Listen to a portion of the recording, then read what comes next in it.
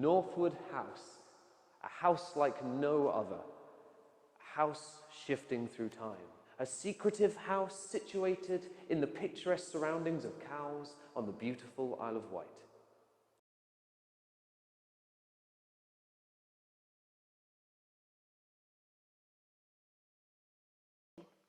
A place that embraced the cultures of Rome, Greece and ancient Egypt, but also a place of silent contemplation.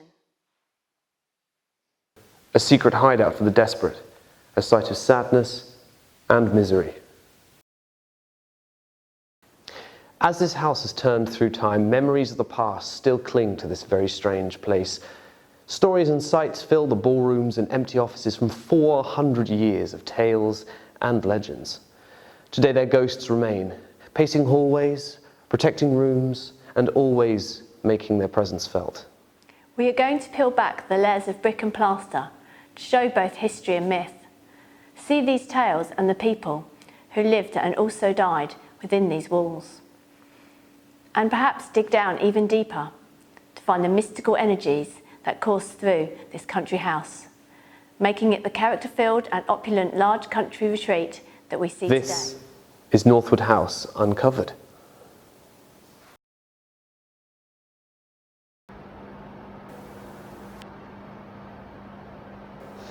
The ballroom has had many uses over its life. The ladies' room for gentlewomen to recline after dinner. A dance space, which in the 1840s, with the popularization of extravagant balls, was adapted to be able to hold an orchestra for the various guests to waltz the night away. It has even been a chapel and a hospital ward.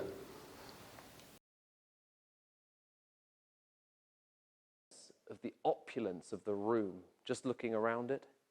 For instance, these frescoes on the ceiling are painted by artists all the way from Genoa in Italy. You can almost hear the champagnes flowing, the band playing, people dancing. But behind all this glamour and glitz, there is a very strange air of mystery in this room. Visitors to the ballroom have also experienced odd things. Their phone and laptop batteries have drained. Radios have given strange whistling noises, and they've even come into contact with a lady called Sue via a medium, who gave her date of passing as 1826. In 1851, at the Great Exhibition, the Ward family purchased this beautiful Egyptian masterpiece. They were trying to cash in on the Victorian love of Egyptology. Can you imagine the beautiful parties that they used to have with the servants all dressed up in Egyptian costume? Visitors to the house are known to be welcomed by Tom, the resident caretaker, a presence that walks up and down the ground floor. Often, during the late evenings, he can be felt locking doors and occasionally giving a reassuring jangle of the keys to let the staff today know that being dead is no excuse for turning up to work late. While Tom patrols the ground floor, other residents of the house include the matron. A reminder not only of the First World War, but the often overlooked but no less tragic Spanish flu epidemic of 1918, one of only 2 pandemics in all of human history, which, given when the other one is the Black Death, gives a real sense of how awful this tragedy was, especially just following the Great War of 1914 and 18, where 500 million people worldwide were infected. Over 250,000 people in Britain alone died. Opened as a Red Cross voluntary detachment hospital in 1914, the sisters tended to the dying and the sick as best they could. Gas attacks, gangrene, dysentery and shell shock, all were seen within these walls. The matron can be seen pacing the stairs and no doubt awaiting good news on her charges. Sensors placed around the house have detected her comings and goings, and she has been known to trip alarms walking from the dining room to the ballroom, long after the house is locked for the night. A nurse's work is clearly never done.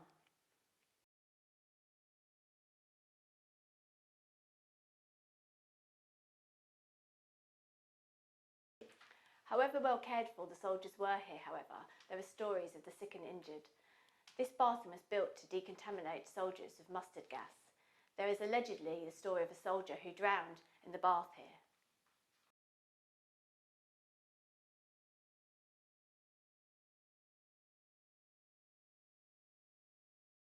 Northwood House, in World War II, installed an operating theatre into the building to operate on wounded servicemen and to heal those injured in air raids. Just to the left of me is where the room was built. There's a real macabre feel to this room, a real sense of patients being rushed in and being operated on to try and save their lives.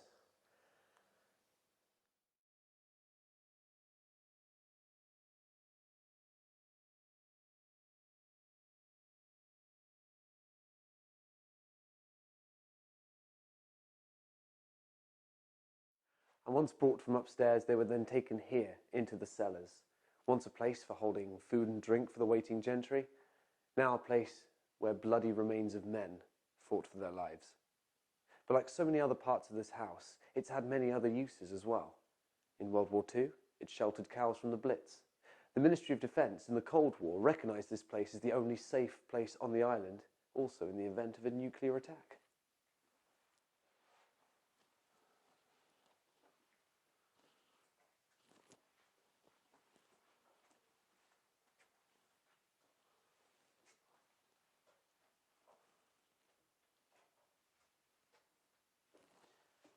Further and further back in time we go, and we start to see evidence of the island's smuggling history. At one point during the 18th century, 60% of all island residents were involved in it.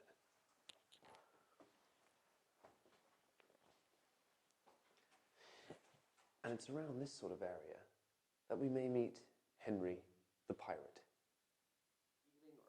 A lot of the time it's a feeling. You get a feeling when you're not alone, and obviously I'd be down in the cellar by myself in the dark a lot, and there's particular points in the cellar, like the wine cellar area. That's not a welcoming area. The spirit that's there does not like you to be there because he's busy and he wants you out of the way.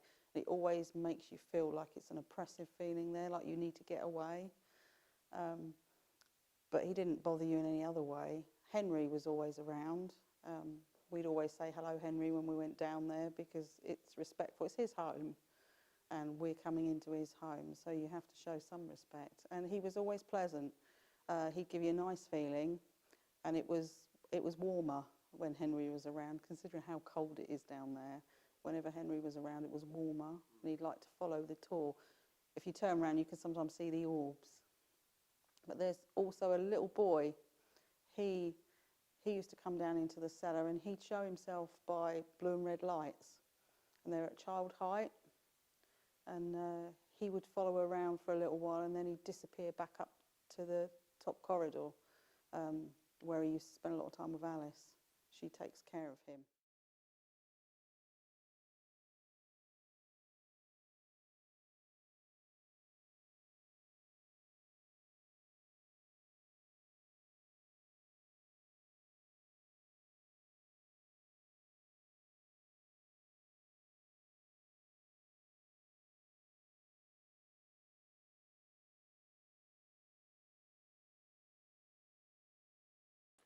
So the staff call this reprobate Henry the smuggler. He's seen often wandering around moving barrels. Now this is his area, so that's why I'm going to keep my voice down. But he is quite the conscientious smuggler, as staff have often found old-fashioned coins lying on the ground.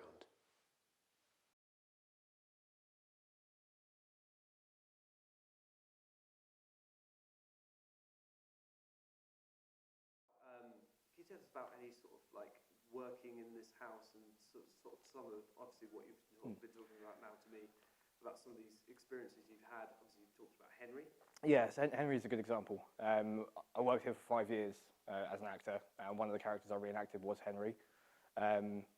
So a lot of the time you wouldn't necessarily see him, but you'd feel the fact that he's there with you.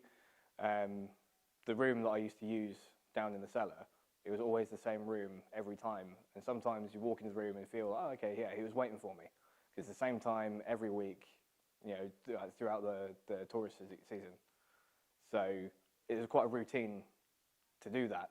And it felt like he seemed to enjoy being remembered, because we were obviously saying that his name, he's Henry, I'm reenacting Henry. So he's getting the recognition for who he was. And depending on the audience that we had, I'd make the tour more fun. If there's a lot of kids, I'd make it a bit more bubbly, a bit more, a little bit more dramatic and theatrical. But he seemed to like that. He'd kind of get involved with it a little bit sometimes. You know, people at the back of the room, they'll be looking behind them like, what was that? Which is always great for me because, you know, it actually gets people, you know, feeling and thinking, which is always great for me doing that job. Other sightings include Edward, a small child that died of tuberculosis somewhere we believe in the 18th century, and an unnamed couple peering out of the dark. Even being down in these cellars, you do really get a sense every time you turn around a corner that someone or something is staring right back at you.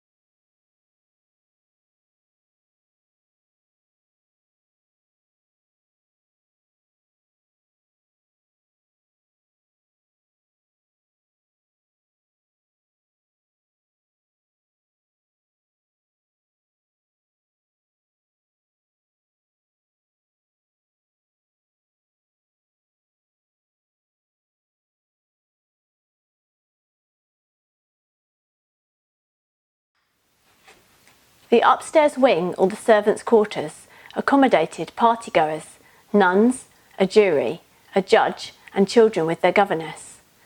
A girl calling herself Alice, discovered by experts, is known to travel the corridors. Every room in this part of the house seems to tell a tale. Indeed, not surprising, as this part of the property was also where servants during George Ward's tenure would live and sleep, so it's easy to imagine it as a hive of activity that has left behind several traces.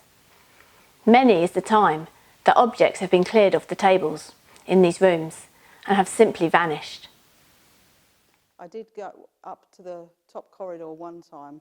I broke off from the tour. They were just renovating a corridor that we hadn't been allowed to go down before because of the way everything was, but they were turning it into offices. So I went down that corridor, took some photos, and yeah, there was someone at the end of the corridor. I suspect it could have been Henry because I could see a white frilly shirt. In these once-used bedrooms, mediums have detected the presence of several children.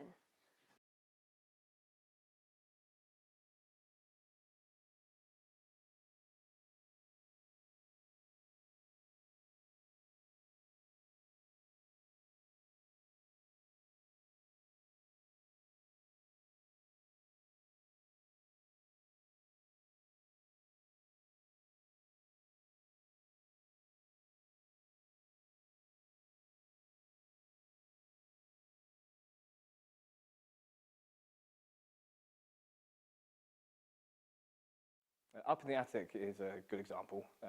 There's a corridor there we called Alice's corridor. A little girl there called Alice. She was left here when it was a boarding school, and she would always interact with us as well as our crowd sometimes. So one Halloween, I ripped up some bedsheet and hung them off the ceiling, like off the rafters, before the roof was redone. And we had an investigation that we did that Halloween, like directly after the walk. And the whole, it must have been about 20 people in there, watched this thin ribbon just twisting as if someone was twisting in their hand like this. But obviously you couldn't see the hand. So it's not just swaying, but it was actually twisting upwards as well. So that was a good one. You'd often, hear laughter, or you always felt happy up there. There's no, overbearing presence, which you can get in some other areas of the building. It was always felt quite bubbly up there, really. We felt welcome. Yeah. Children have even been spotted by the occasional dog walker or passerby climbing the trees and playing in the grounds. These apparitions are thought to be the souls of children who died during the height of the influenza outbreak and are seen either appearing as full people or balls of spirit energy, hanging in the air on the dark night, further adding to the stories and history this unique house entertains.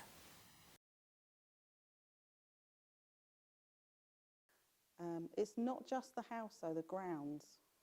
The grounds are quite active. You get experiences. We used to do the walks in the grounds, being there a lot longer than everybody else. You'd have to be in a particular place, waiting and waiting, and you could often feel the presence of somebody else there when you know there's no one there with you. And I saw a figure step out from the big oak tree out the front and look at me and then step back behind the tree, but it wasn't a person, it was a shadow. So it's a very interesting place, but there's so many different timelines that are here for obviously when it was very, very old, the original Bellevue house. The 10th of December 1817 marked the date of the last fatal duel fought on the Isle of Wight, right here in Northwood House's park.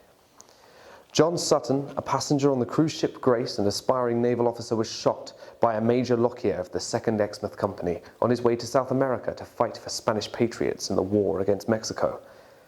He challenged Mr. Sutton after an intense verbal argument over a billiards game, Sutton drunkenly insulting the Major's eyewitnesses confirmed. The morning of the duel, Sutton was seen to drop his pistol in apology. Unfortunately, the Major was still seen to shoot. Sutton, being hit in the chest, collapsed and later died of his wounds. The Major evaded capture for the police for several weeks before being captured in a pub in Portsmouth. However, Lockyer put forward a persuasive case and was only sentenced to 3 months in prison. Sutton was laid to rest in the nearby St Mary's churchyard, his name forever joining those who The stalk library the grounds certainly of lives Northwood up to today. the rest of this house's mysterious nature. Designed in 1820 by John Nash, and at one point in its time contained over 5,000 books, behind me a secret staircase was built specifically for George Ward to go up and down to his private office undisturbed. However, during the World Wars, this room took over a much more macabre role. During this house's role as a hospital during the Great War, this room was where a majority of the coffins were brought for those who had perished during the conflict and those who had perished within the walls of this house as well. Investigators in this room have picked up on the smell of lilies. Lilies were often placed upon the bodies of the dead before they were sent away for burying or repatriation.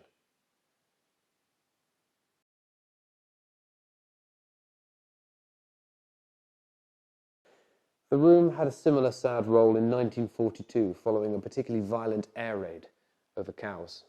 27 casualties from the local village were brought here to be buried, a sad reminder of the town's tragic war past.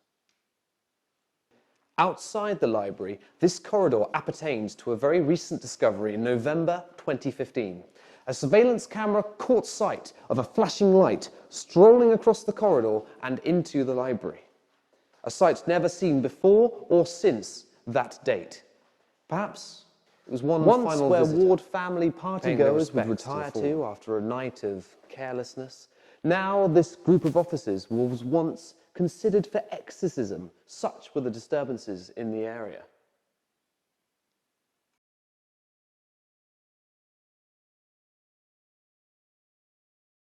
Presences around this area include a partygoer, seen to be gazing down there, possibly excluded from the ballroom. The room itself, just round there, has been repeatedly trashed over several nights. Lots of staff have come in, opened the door and found pens, papers and stationery strewn about the floor. At those who stroll past the house. People have tried to guess who it may be, perhaps George Ward himself gazing out of the window over his wonderful party property. He has been the cause of many late-night calls to the house, reporting that people may be trapped inside the building. And so we've seen the house's denizens there from many periods of history, still walking the floors and peering from the cracks in time. But what we haven't found out is why here there is such a numerous amount of sightings and strange occurrences. Experts have often attributed the Isle of Wight to be centred upon several ley lines or channels of energy that circle the planet. Where they intersect, there seems to be numerous sites built in response to an increase in energy. Sites include the pyramids, stone circles, and indeed burial mounds in this country as well. It is thought that these sites of increased energy provide the power necessary for ghosts and other apparitions to take shape. Indeed, across the Isle, the numerous ghost stories from its beaches and old manor houses, prisons and inns seem to indicate it as a place of paranormal activity, giving it the nickname the Ghost Isle. So next time you come to visit, perhaps you'll keep your eyes open for some of the house's more permanent guests. And indeed, whether you believe or don't about the strange tales present here, or ley lines, or the spirits of smugglers, soldiers, or the other things that may creep in the corridors at night, you can't deny that Northwood House has within it many a fine story from our long, rich history, which is being added to even today. We hope soon you'll be back to add a little more yourself. Thank you for dropping by. And we at the house wish you well.